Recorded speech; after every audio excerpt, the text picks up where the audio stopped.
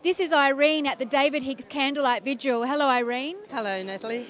Do you think that David Hicks should be brought home? Absolutely. I think it's just shocking that he's been kept there for so long. It's absolutely inhuman.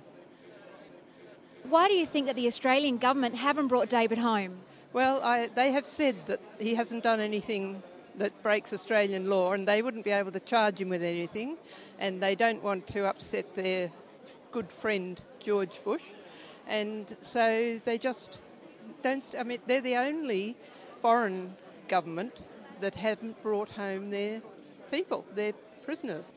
This is Paris, Eddie and Jake giving their thoughts on David Hicks. So we'll start with you, Paris. Do you think that David should be brought home?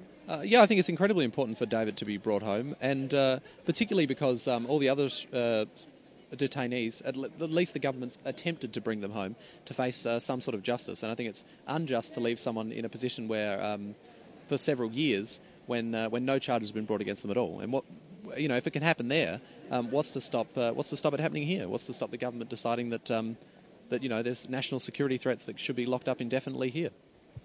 Eddie, a question for you. The Australian government, why do you think that they haven't brought David home? I think it's just because they're kind of bending over to the pressure of the American government. They just don't really care about the Australian people, and they're doing whatever they think the American government will want them to do. Jake, do you think that it's fair for the American government to trial David Hicks? Well, I mean, it's a difficult one because it's the same situation as you saw in Indonesia with Schapelle Corby. I mean, who has the right to trial them?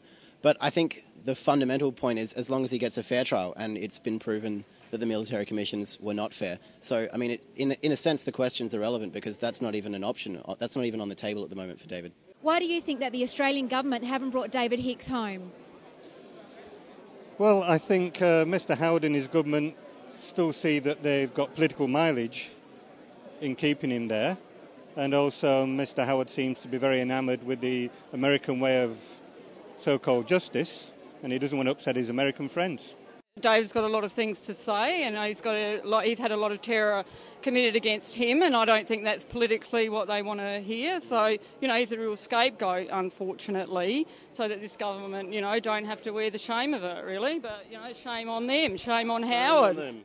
Yeah, David should be brought home. He's an Australian citizen, and if he's done something wrong, he should be charged and given that right, excuse me, that every citizen has the right to be found guilty or innocent, but they have to be charged and given those basic rights. He has no rights.